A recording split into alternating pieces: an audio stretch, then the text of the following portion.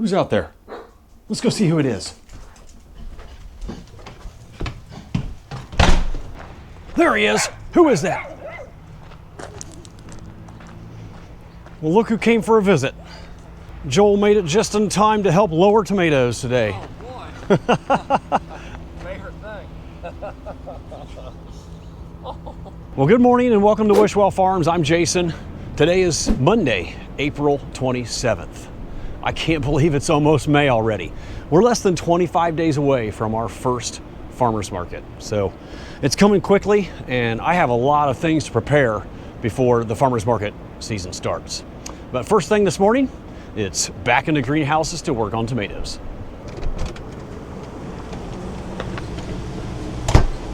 First thing we're going to be working on is removing the suckers and then adding another clip higher up on the plant to clip it to the string.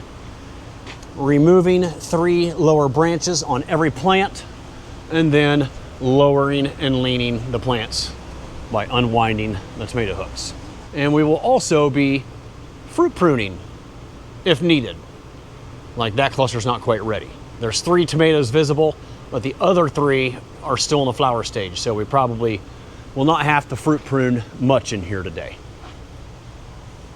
You know, there's a wild looking cluster right there. You know, we'll prune that down to 3 or 4 tomatoes. But typically when the plants are in this stage with 4 or 5 clusters of fruit loaded on the plant, it starts to slow down just a little bit, producing new production. So we notice the suckers don't get as big as quick, and the setting of new fruit doesn't come on quite as quick because the plant is focusing so much of its energy on maturing its current fruit load. So I guess that's kind of good, you know, that they slow down just a little bit because, you know, we have other greenhouses full of tomatoes that are not slowing down. So it keeps us really busy this time of year. We're probably still almost 10 days off from harvesting in here. So we're gonna be cutting it close. I would prefer to start seeing a little bit of color about right now, or maybe sometime next week in early May, because they're gonna ramp up really slowly. It's not like they all turn red and come on all at once. It'll start off really slow with just a couple boxes being harvested on the very first day of harvest. And then 2 days later, there'll be 10 boxes. And then 2 days after that, there'll be 30 boxes and so on and so forth. It'll keep ramping up until we're getting about 40 to 60 boxes out of here. When I say boxes, 10-pound boxes. So 300 to 600 pounds every other day. And hopefully we have a nice stockpile of tomatoes for our very first farmers markets that begin on the Saturday prior to Labor Day or Memorial Day, which I believe is May 23rd. One way we know we're getting close to harvest is by counting how many fruit clusters we have on a plant. So let's count. There's cluster number 1 right there on this plant. 1, 2, 3, 4, 5. There's number 6 and number 7. So when this little number 7 up here has fruit on it like this, that's when cluster number 1 will be turning red. Typically that's how it works. When cluster number 7 at the top has pea-sized tomatoes forming, that's when cluster number 1 will start turning colors and be ready for harvest. And that is an exciting time.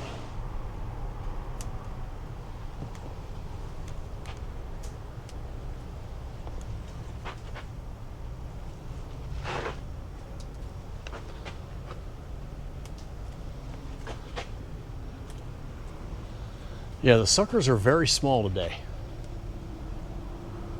And there's nothing wrong with taking the suckers off when they're that little. There, that's typically what we see. That's almost getting too big. It's about a 6-inch sucker. If it gets any bigger than that, it's gonna start taking away from the plant. That's what we want to avoid. I was trying not to do that, but this is a great example. See that skin that came off with that sucker? That's what happens when you try to do it with one hand sometimes, but that's like taking the bark off of a tree. There's a little strip ripped up right there. You know, we're exposing that plant to potential disease by peeling that skin off like that. When they're small, they definitely snap easier. usually a snap back and forth, and they have a natural breaking point. We don't want to use scissors because where they're snapping off, they will naturally heal on their own, better than they would if they were cut with scissors. Yeah, some of these don't even have suckers today. That's great. This one has two. Right there and right there. We prune our indeterminate tomatoes down to one stem. Some people call it a leader. 1 liter. That one's really tall, I can barely reach it. 8 foot. All right, I'm gonna help Emma finish up all this suckering, and we have someone else coming out to help us here in a few minutes. And it's not Joel. Joel was just here for a little visit. He was grabbing something out of the barn.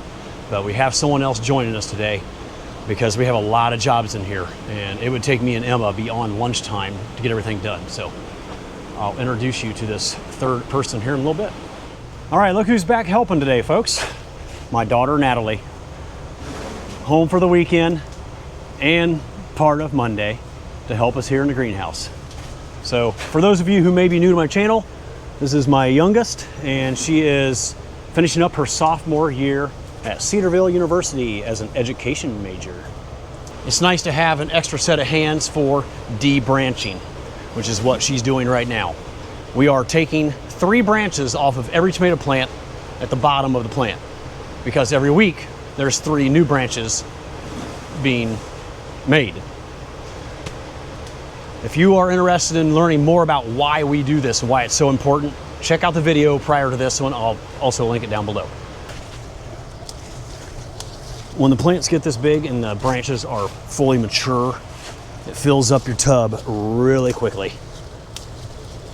Sometimes it's hard to even make one pass down one aisle before your tub's heaping full of branches. After today, we will have removed 9 branches already. That's how many branches were below our first cluster of tomatoes. This will keep everything nice and open. Let it breathe, get some air circulation and airflow down there, and keep it neat and tidy and allow us to be able to see the tomatoes better when they start ripening. Once you have 12 or 13 branches on your plant, these lower branches are not required. They're just taken away from the plant. All right, getting tomatoes lowered now. And this is actually the first lowering for this row. This row is the variety Torero. So I'm giving them a full revolution. So I slip it off the top, that's a full revolution, and drops that plant a foot. We got these 2x4 braces here, if any of you are wondering what these are. So when I built this greenhouse, I put my upright post, my support post, probably 12 feet apart, it looks like. 4, 8, 12, yeah, 12 feet apart. And that is too far. The cables really droop in the center. I think 8 foot would have been better. So we split the difference with these 2x4s every 6 feet. Well, in between the main upright support. So now there's only 6 feet without some sort of cable support. And that really helps.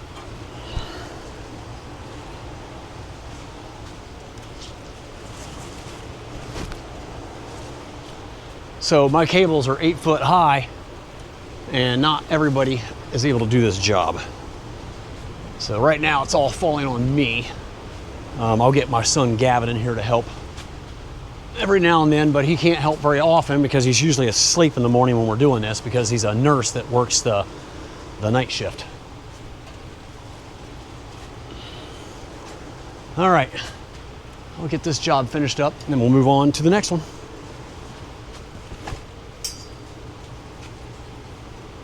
All right, we're just about finished putting clips on.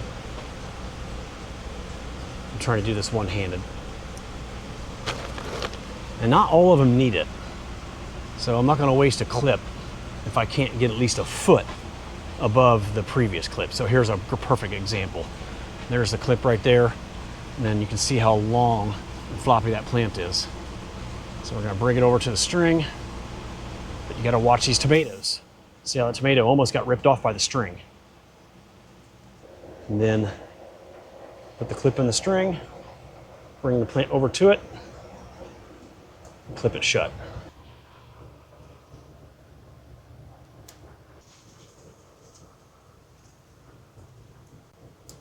All right, we just finished up all the clipping. We have debranched, we have lowered and leaned, and now we're getting ready to fruit prune the clusters down to 3 or 4 tomatoes. And then we gotta apply J-hooks, truss hooks, to support the heavier fruit down low that have fallen, kind of kinked. And then we have one final job that we need to do in here that has yet to be done this season, and it's a very important one. All right, this important job that we're getting ready to start is checking all of our drippers. So we're gonna turn the water on, pull our dripper out, and make sure it's flowing. If it's not, we know we have a plugged dripper. There shouldn't be very many, if any, but this is a good time to check them at this stage of growth before the plant is loaded up any more than it is. The other reason we're doing this is because of the roots growing out of the cube up into the stake. So you can see those roots growing out. If we don't ever move that stake, those roots will grow all the way up and plug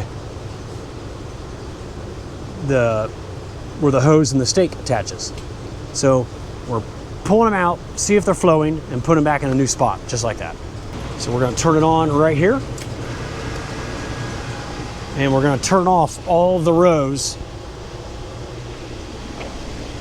except the one we're working on, because it's gonna be running for a while to do this check.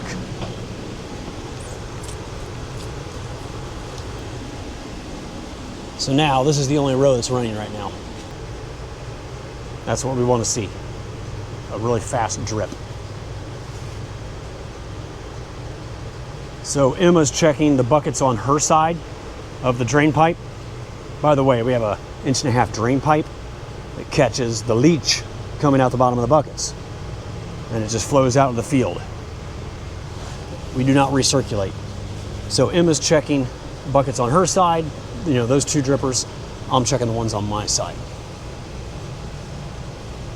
Just make sure they're flowing and then pop them right back in. Usually you can tell they're flowing because you can see a wet spot on top of the rock wool cube. But we still want to move that dripper over to a new spot.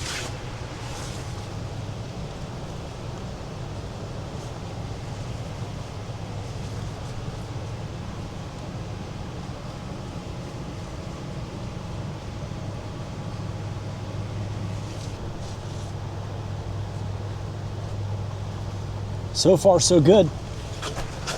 I mean, I wasn't expecting to see any plug drippers, but you never know. There could be one here and there. Look how tall those roots were. They're 1.5 inches growing up that stake. In another month, they would probably be to the top of the dripper stake. All right, we're on row 2 now. Row 1 was all good.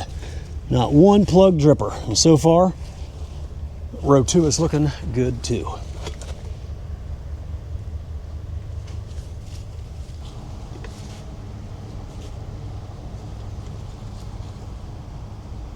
All right, I was pleasantly surprised to find out we had 0 plugged drippers. We had 2 stakes where the roots had grown up and had plugged the flow coming out of the little white spaghetti tube. But no drippers were plugged, so didn't have to replace any. Everything in this greenhouse is now good to go for 1 more week. And I'm guessing we're probably 8, 9, 10 days off from beginning harvest.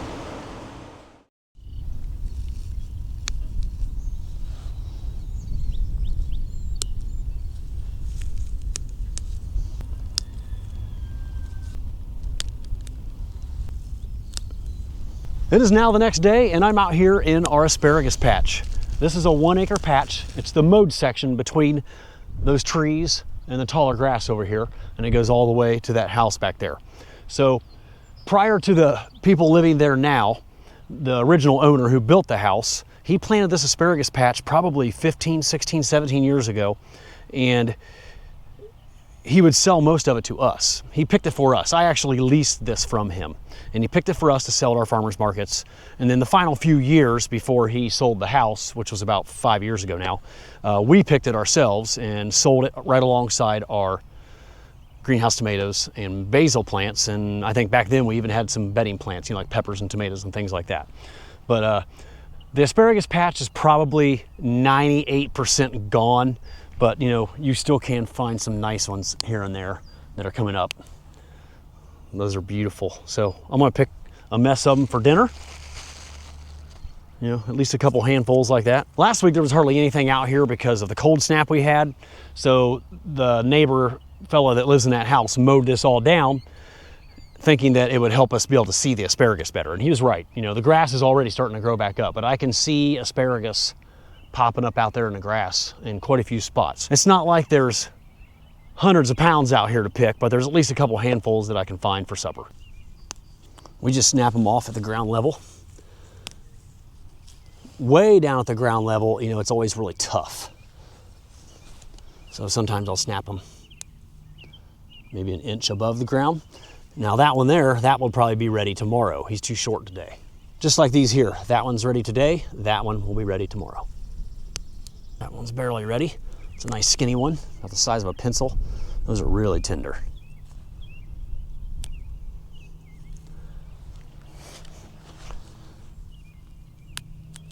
Now the fellow that planted this asparagus patch about 15 or 16 years ago didn't plant it all at once. He started off over there, where that stump is in the fence line, and just had a couple rows. Then every few years he would add another couple rows all the way over to the taller grass there. And we would sell it in half-pound bundles. We would bundle it up with rubber bands and half-pound bundles and sell them at the farmers markets. And it was a pretty big hit, especially at some of our bigger ones, like at the Worthington Farmers Market in Columbus, which is one of the biggest ones in the state of Ohio. We would do really good there. I think a tote that we put them in would hold 30 pounds of asparagus, if I remember correctly. And sometimes we could sell 7 totefuls on a good day. So 7 times 30, you can do the math. And it's been at least 6 years since we've sold asparagus at the farmers markets, I'm guessing. 5, 6, 7, something like that. And I believe we were selling them for $5 for a half-pound bundle when we stopped selling asparagus. And so that's $10 a pound. I know that's really high, but there's a lot of work that goes into this. It wasn't always this grassy. It just looks like a grass field or a yard now. But it took a lot of labor to pick it. Very time consuming to harvest asparagus. We had to keep it cooled in our cooler. We had to weigh them and bundle them up for sale. Control the asparagus beetles. When it gets warm out, the asparagus beetles come out. And we'd have to mow this grass continually between the asparagus rows. So we grew this organically. I should say he did. But when I started taking over a lot of it with him or for him, we would have to mow this grass. And it takes a lot of time. Yeah, there was just a lot involved with growing asparagus. We really enjoyed having it at the farmers markets, but I gotta be honest with you, I don't miss picking it and taking care of it. But I do still enjoy eating it. Let's see if we can find a few more to add to our dinner. And it'll store for quite a while. If you put the cut ends in water and put them in the refrigerator, they'll last for at least 2 weeks. But I remember back in the day, you would see these stalks of asparagus just thick all the way to that house, row after row after row. And I'm guessing he got over 100 pounds every time he picked. And the fella that would pick a lot of it for us had a lawnmower he converted into a little picking machine. It was real low to the ground, it had a seat really low, it was on a old hydrostatic mower frame or something in transmission. And it would just put along the trail, and you were low to the ground, kind of like I am now, and you could just pick them as you went along. Most of the times we snapped them, but when I started taking over the harvest and I would send some of my crew out here, which back then was mostly my sons, my niece, and my nephew, I had these maybe 3-foot sticks with a sharpened edge on the end, and we would stab them right at ground level. You'd still have to bend down and pick them up, but you didn't have to bend down and snap them and then grab them. So, I mean, it made it a little bit easier. Probably not a lot, but a little bit. Oh, there's a big one right there. Look at that one. These big, thick ones are the kind that people like to put on their grill. Put some olive oil, garlic on them, throw them on the grill. This is what they look like when you miss them for a day or two. See how long that is? It's about 15 inches tall. It's gonna be really tough and fibery down here. So when they get like this and you miss them, you just have to snap them off the top like that. And it's still nice and tender. There's another one of those really tall ones. It'll be tough and fibery down there.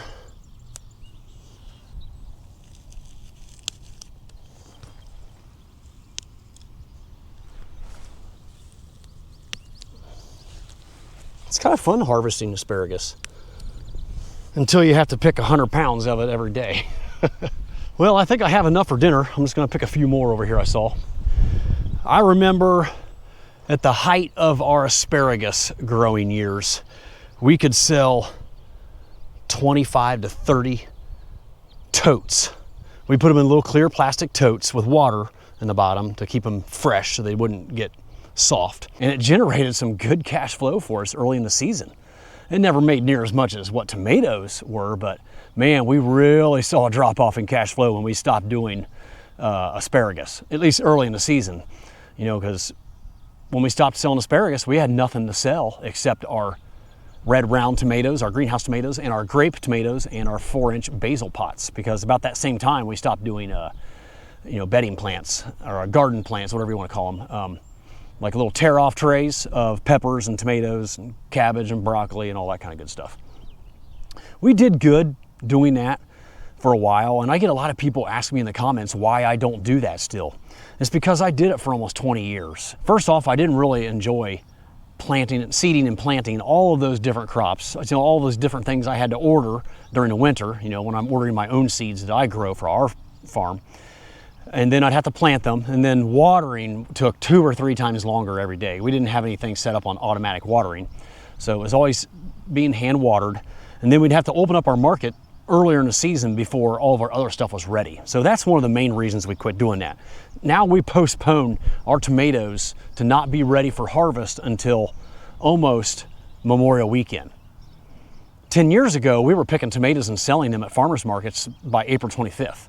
So it made more sense to have other items to sell along with them. Another reason is that so many people started bringing those things to the farmers markets. Back when I started doing farmers markets 25 years ago, up until I stopped taking plants, there was only a handful of people that were growing plants to take to the farmers markets. I just started seeing an oversupply of plants being sold at the farmers markets, and we saw our sales starting to decline. And I just felt that was a good time to get out of that.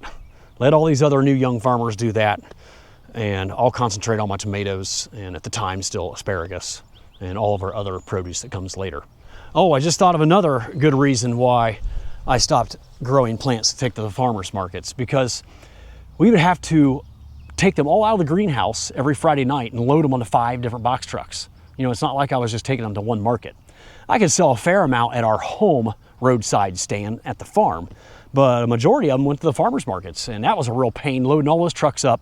And then if they had a bad day, like say it rained or something, we would have to offload all of those when they got back to the farm, and then they all got mixed up and jumbled up in the greenhouses, and it was just mass chaos getting all that stuff unloaded out of the trucks and having to water all of it when they got back, and you know, having all these half-filled trays. Man, the more I think about it, I am so glad I'm not doing that anymore. All right, I got a nice little mess here for a couple meals. I remember a couple years ago, I was walking down one of our local hiking trails. It was an old rail trail, and I found my first ever wild asparagus. And I believe it was a lighter colored asparagus, almost white, you know, not like this traditional green. You know, there's white asparagus, purple asparagus, yellow, and then green. And I thought that was really cool. But normally, you know, I've always gotten my asparagus from just our little patch here. I'm sure some of you have picked wild asparagus before. Maybe you had a patch growing up in the ditch or along a fence line. Let me know down in the comments if you have ever seen or harvested wild asparagus. That's probably 1 pound. So, you know, if we were bundling these up for the farmers markets, that's about what it would look like. You know, $5 for each one of these bundles. this is basically all that's out here. I picked almost everything. I see some small ones coming, but this is about all that was ready for harvest. All right, let's get them home and get them in the fridge. I wish I had some farmers market footage of us selling asparagus, but back then we didn't film anything at the farmers market, so I don't have any footage to show you. I don't even remember taking pictures of us selling asparagus, which is a shame because I have some good memories of taking asparagus to the farmers markets. Hey, it's Joel. Look at Joel. Good luck. I just picked it all. Oh, No, I'm sure you can find some. If you go at least 50 yards in, yeah. there's more. I just kind of picked all this right here, the taller stuff. How much you find? A couple pounds? About a pound in the Ranger, and I just picked some more right here. Alrighty, folks, we're gonna wrap this one up right here while Joel's out picking his dinner. Thanks so much for watching. I really appreciate it. Don't forget to like this video if you enjoyed it. And I will see you all again next time down on the farm.